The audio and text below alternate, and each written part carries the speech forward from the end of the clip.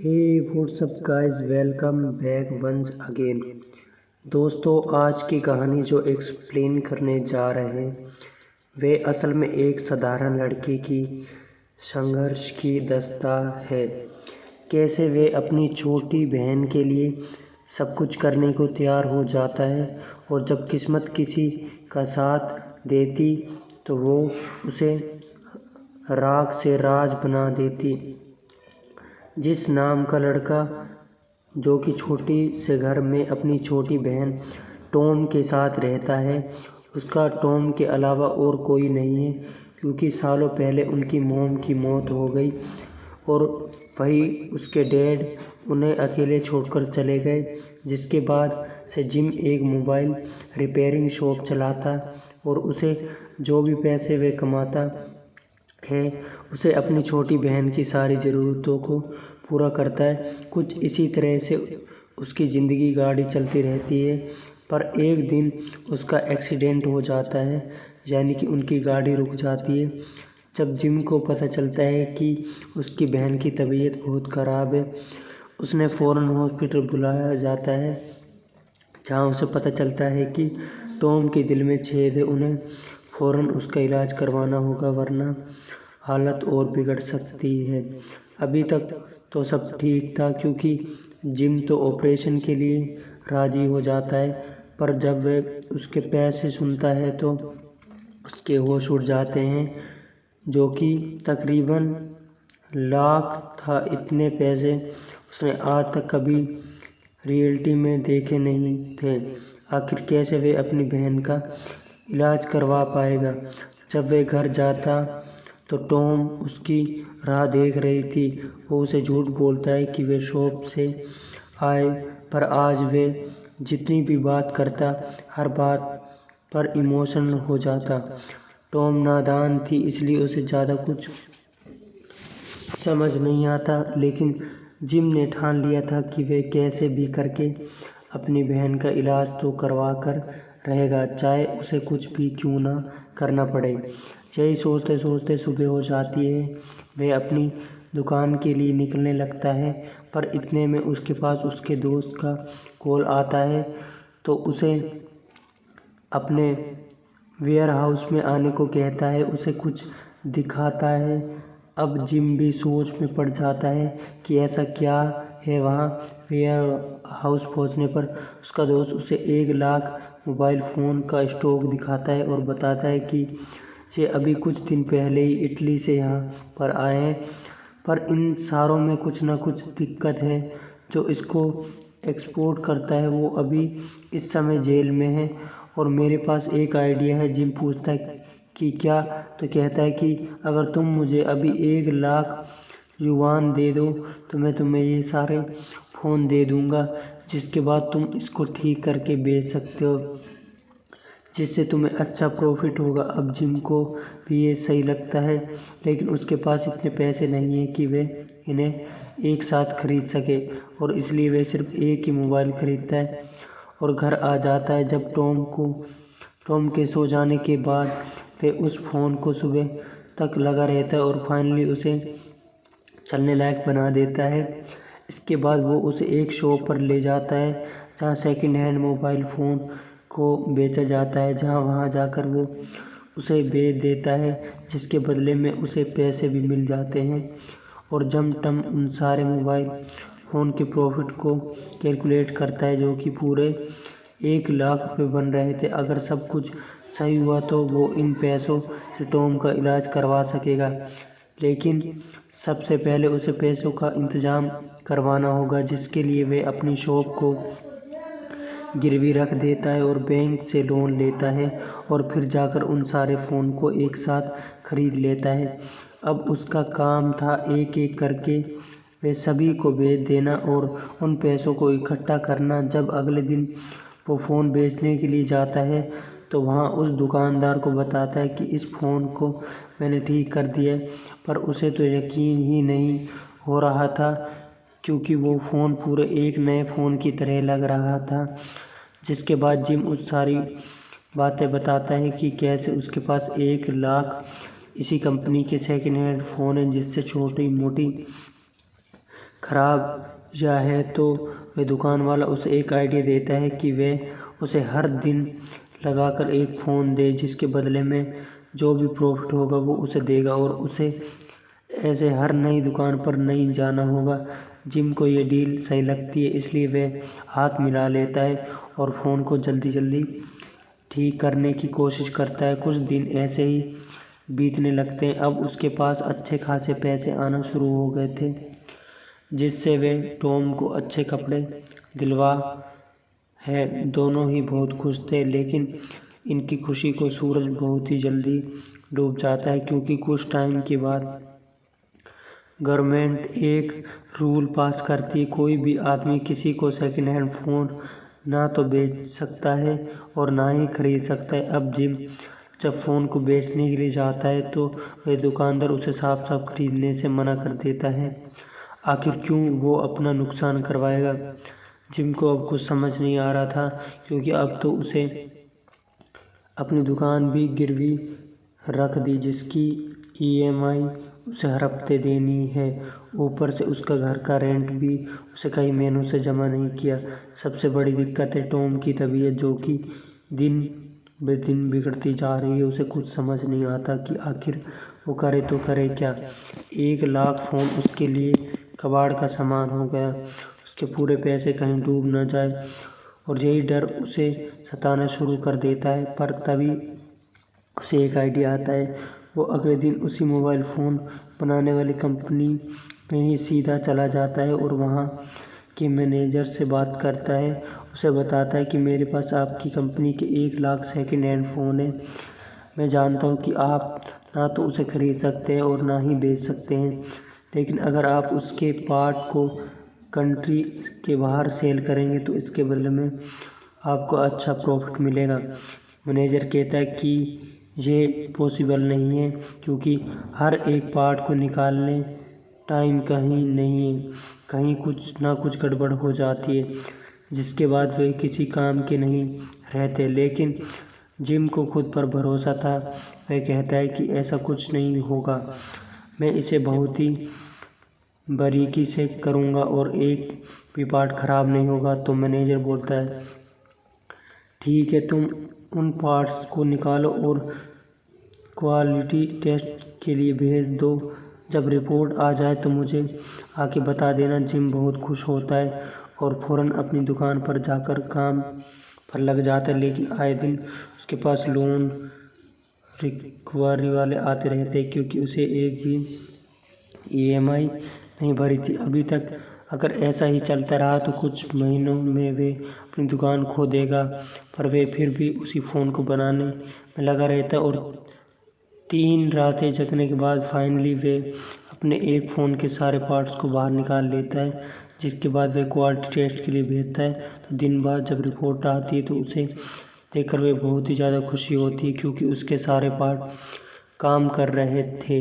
इसलिए अगले दिन सुबह सुबह ही वो मैनेजर के पास जाता है और उसे रिपोर्ट दिखाए हुए कहता है कि देखिए सर, मैंने अपना वादा पूरा कर लिया, अब सारे फ़ोन को आप खरीद लो। तो मैनेजर बोलता है कि तुम पागल हो गए हो, कि मैंने ये कब कहा कि मैं इन्हें खरीद लूँगा।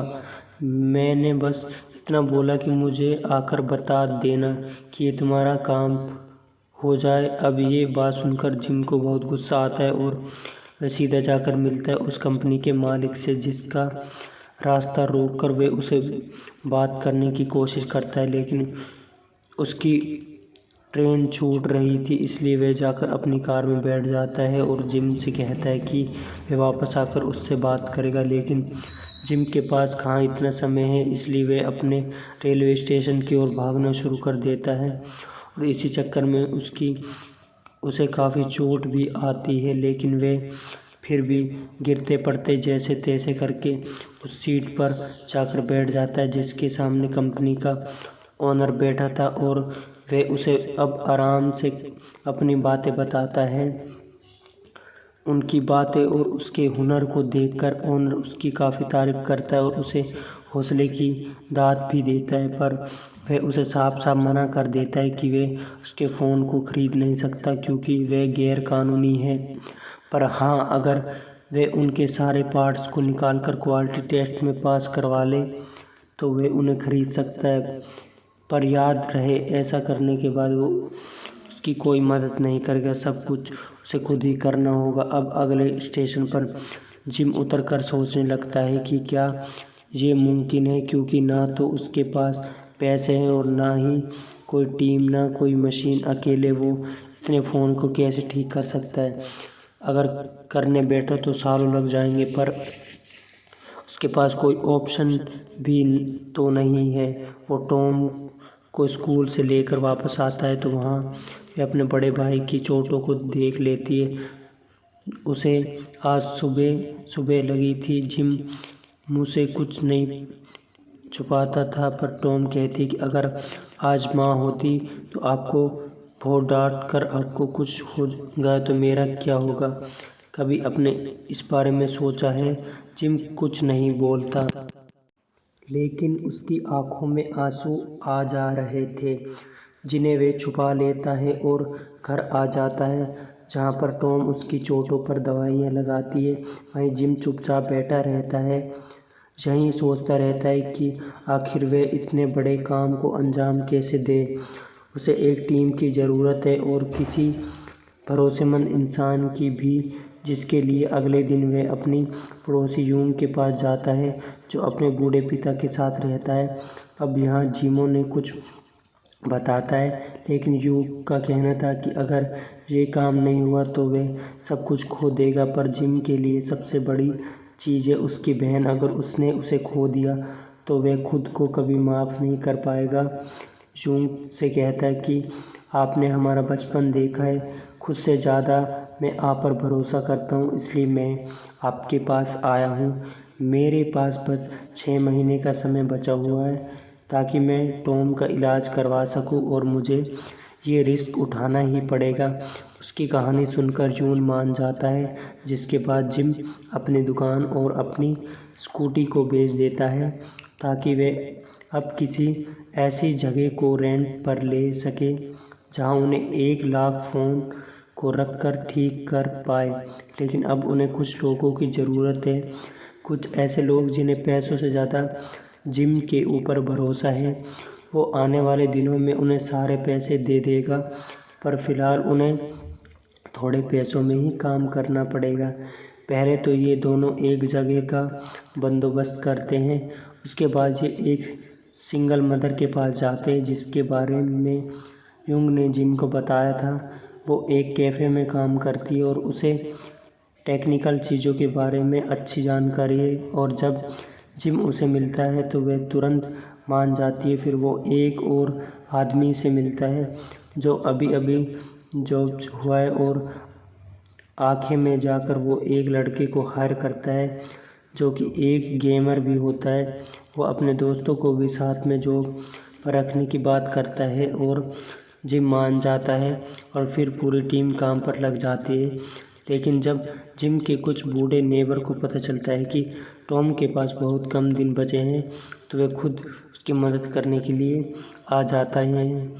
सभी मिलकर काम करना शुरू कर देते। लेकिन दोस्तों, जिम को कुछ और भी काम करना था, इसलिए वह दिन में विंडो क्लीनिंग का काम करता था और रात में जब सभी लोग चले जाते तो वह फैक्ट्री जाकर खुद फ़ोन को बनाने में लग जाता था। वैसे ही बहुत दिन चलता रहता है। उसने अब सब कुछ छोड़ दिया था, घूमना फिरना, यहाँ तक कि सोना भी। वे अपना पूरा समय अपनी छोटी बहन को देना चाहता था।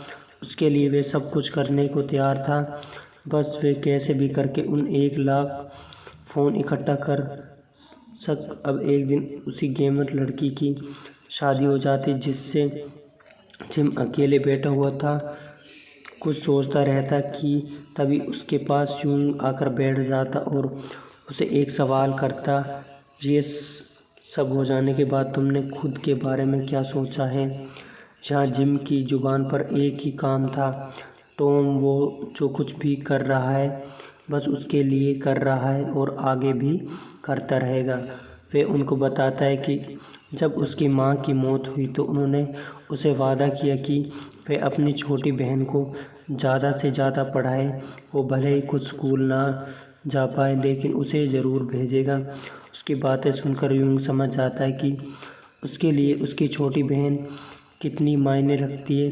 अब शादी पूरी हो जाने के बाद वो घर पहुंचता है, पर गेट को देखकर उसके ऊपर एक और पहाड़ टूट जाता है। दरअसल उसने पिछले 4 महीने से रेंट नहीं दिया था, जिसकी वजह से अब लैंडलॉर्ड ने घर ताला लगा दिया। अपनी बीमार बहन को कंधे पर रखकर वे यूंग के घर जाता है और वहां उसे सुला देता है और खुद जाकर फैक्ट्री में काम करने लगता है। लेकिन उसे एक दिन एहसास होता है कि वे ऐसे करेगा यूंग के ऊपर ज़्यादा बोझ डाल रहा है। उन्होंने पहले ही उसकी मदद की और इसलिए वे जोकर टॉम को ले जाता है और वही फैक्ट्री में ही कार्डबोर्ड पर सुला देता है। पर उसे खुद पर बहुत तरस आता है कि उसकी इतनी बुरी किस्मत है कि वे अपनी बहन के लिए एक बेड तक नहीं खरीद सकता। पर दोस्तों, अब डॉक्टर कलाम सर की एक बात ज़रूर सुनी होगी कि वे स्ट्रीट लाइट के नीचे पढ़ा करते थे। तब उन्होंने ये नहीं पता कि आगे जाकर वे इंडिया के रॉकेटमैन और प्रेसिडेंट बन जाएंगे। वैसे ही सेम जिम को भी पता चलता है कि आगे आने वाले समय में उसके साथ क्या घटने वाला है। बस इंतज़ार है तो सही समय का। अब नेक्स्ट डे जब यूंग उसे कहता है कि तुम टॉम को यहाँ क्यों ले आए, तो वो उनसे कहता है कि उसे अपनी छोटी बहन के बिना नींद नहीं आती। ऐसे दिन बीतने लगते हैं। टॉम के ऑपरेशन का दिन और करीब आने लग, साथ में जिम के पैसे भी ख़त्म हो रहे थे। अब एक दिन जब वे देर रात काम करते करते सो जाता है तो टॉम उसे उठाती है और बताती है कि उसने बाहर कुछ लोगों को देखा है। जिम फ़ौरन बाहर जाता है तो देखता है कि कुछ लड़के वहाँ चोरी कर रहे थे। उन्हें फ़ौरन रोकने के लिए जाता है, पर इतने में वे भाग जाते हैं। पर जिम के हाथ एक चोर लग जाता है, पर इसी चक्कर में उसकी उंगली भी टूट जाती है। अब उस चोर को पकड़ लिया था, उसकी मदद से उसे सारी चोरी किए हुए सामान मिल, पर उसकी उंगली की चोट अब उसे तकलीफ़ दे रही थी, लेकिन उसे फिर भी काम करना पड़ता है। वो विंडो क्लीनिंग की पैकेट उसे उंगली के सहारे पकड़ रखा था। जब दर्द बर्दाश्त के बाहर हो जाता तो वो बैकेट के नीचे आकर गिर जाती। फिर क्या था, जिम को उसके बॉस बुलाते हैं। तब उसके कांपते हुए हाथ को देखते हैं और ग्लव्स उतारने को कहते हैं, लेकिन जिम नहीं करता, पर उसे डांटते हैं और उसे हटाना पड़ता है। तब उसकी टूटी हुई उंगली देखकर बहुत गुस्सा करते हैं, पर जिम उसे अपनी छोटी बहन के बारे में बताता है। जिम सुनकर बॉस से कुछ पैसे दे देते हैं और जाने को कहते हैं, पर अब वो इस काम को नहीं कर सकेगा। अब जिम को बहुत बुरा लगता है क्योंकि उसके पैसे कमाने का एक जरिया अब ख़त्म हो चुका, इसलिए वे चुपचाप जाकर फैक्ट्री में बैठ जाता है। अब इसी तरह से कुछ और दिन बीत जाते हैं और फिर एक और मुसीबत का पहाड़ जिम के ऊपर टूट जाता है। उसका सामना एक फैक्ट्री के ओनर से होता है। उसने 3 महीने से उसका रेंट नहीं दिया, जिसके बदले में अब वो उसे उस जगह को खाली करने को कहता है। जिम उसके आगे हाथ जोड़ता है, कैसे भी करके वे 1 महीने तक रुक जाए, लेकिन फिर भी वे उसकी बात नहीं सुनता और जिम बेचारा क्या कर सके, उसके पास तो कुछ बचा ही नहीं। और इसलिए वे आखिरी उम्मीद में उस कंपनी के मैनेजर के पास फिर जाता है कुछ पैसों की मदद के लिए, लेकिन वो उसे किसी सड़क के भिखारी की तरह धुतकार देता है और बेइज्जत करके वहाँ से भगा देता है।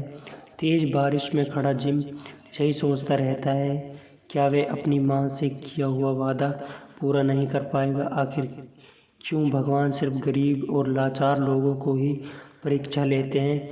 सारा गुनाह उन्हीं का है, अमीरों ने कुछ नहीं किया। और यही सब सोचते सोचते वे घर जाता है। जब अगले दिन फैक्ट्री जाता है, उसका सारा सामान बाहर फेंक दिया जाता है। जिम बेबस होकर बैठ जाता है। तभी वहाँ उसकी टीम आकर उसे पूछती है कि क्या हुआ। जिम उन्हें सारी बात बताता है और कहता है कि अभी मेरे पास ज़रा भी पैसे नहीं है कि मैं आपकी सैलरी आपको दे सकूं। आप लोग मुझे माफ़ कर दो कि मैंने आपको धोखा दिया, लेकिन दोस्तों सभी को पता था कि जिम 2 लोगों के बराबर का काम कर रहा है। से यूँ कहता है कि जगह चली गई तो क्या हुआ, तुम्हारे एम्प्लॉयज़ तो अभी भी तुम्हारे साथ हैं, तुम्हारे पास हैं। जब भी पैसे आए तो तुम हमें दे देना, और आगे कभी ना आए तो कभी मत देना। ये सुनकर जिम का हौसला फिर से और बढ़ जाता है और उन लोगों के सामने उसकी आंखों में आंसू आ जाते हैं, पर सभी उसे सहारा देते हैं और डिसाइड करते हैं कि वो अब उन मोबाइल काम करने अपने घर से ही करेंगे और जल्द से जल्द कंपनी को भेज देंगे। बात के मुताबिक सभी लोग अपने घर में काम करना शुरू कर देते हैं और भी मेहनत से और 1 लाख फ़ोन के पार्ट अलग अलग करके बॉक्सेस में भर देते हैं।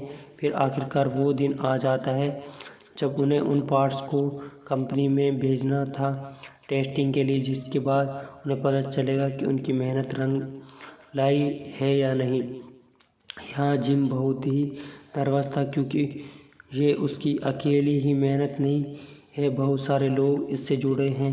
अब 2 हफ्तों बाद उन्हें सभी को कंपनी का CEO बुलाते और कहते कि मुझे अच्छा लगा कि तुमने इस ऑर्डर को टाइम पर पूरा किया और सारे पार्ट ने क्वालिटी टेस्ट के पास कर दिया। ये सुनकर पूरी टीम खुशी के मारे रोने लगती है, पर जिम के कंधों पर बहुत बड़ा बोझ है, उसे अब सभी के पैसे चुकाने। इसलिए वे CI से पूछता है कि क्या मुझे कुछ पैसे एडवांस में मिल सकते हैं, तो वे कहता है कि पैसे भी लो और 2 साल का कॉन्ट्रैक्ट भी हमारी कंपनी के साथ कोलैबोरेट करो। CEO से 50 लाख यून का चेक थमाते और कहते कि बाकी काम पूरा होने के बाद अब यहाँ पूरी टीम अपनी मोशन को अपने अंदर दबाए हुए बाहर आती है, लेकिन ज़्यादा देर खुद को रोक नहीं पाते। लिफ्ट में जाते ही वे सभी चिल्लाना शुरू कर देते। जिम सभी को गले लगा लेता, उसने अपना वादा पूरा किया, साथ में अपनी पूरी टीम की ज़िंदगी बदल डाली। सबसे पहले तो वह टॉम का ऑपरेशन करवाता है, जो कि कामयाब होता है। अब ये यहाँ से कहानी 6 साल बाद आगे बढ़ती है। दोस्तों, जैसे कि हमने कहा था कि एक दिन जिम के समय का पहिया भी घूमेगा, वो समय आ चुका है। उसे हम एक स्टेज पर देखते हैं। अब वो खुद की नाइस व्यू कंपनी का CEO बन चुका है। उसने लाख करोड़ फ़ोन बेच डाले और आज वे करोड़ों का मालिक है। लेकिन एक चीज़ आज भी नहीं बदली, उसकी छोटी बहन के लिए उसका प्यार। उस भीड़ में वो लोग भी बैठे हैं जिन्होंने जिम के ऊपर भरोसा किया है, उस पर यकीन किया है। उसकी पूरी टीम के लिए तालियां बजाते हैं। जैसे हर सिक्के के 2 पहलू होते हैं, जैसे रात के बाद दिन आता है, सेम उसी तरह से बुरे दिनों के बाद अच्छे दिन भी आते हैं। बस आप मेहनत करते रहिए, क्योंकि किसी ने कहा है कि कचरे के ढेर भी एक दिन जगह बदलते हैं, तो आप तो फिर भी एक इंसान हैं। इसी के साथ ये कहानी यहीं ख़त्म हो जाती है। मिलते हैं अगली वीडियो में। धन्यवाद हमारी वीडियो देखने के लिए। तो दोस्तों, आप हमें बताएं कमेंट सेक्शन में आपको हमारी कहानी कैसी लगी, और कमेंट करिए आप हमारी कहानी कहाँ कहाँ से देखते हैं। धन्यवाद।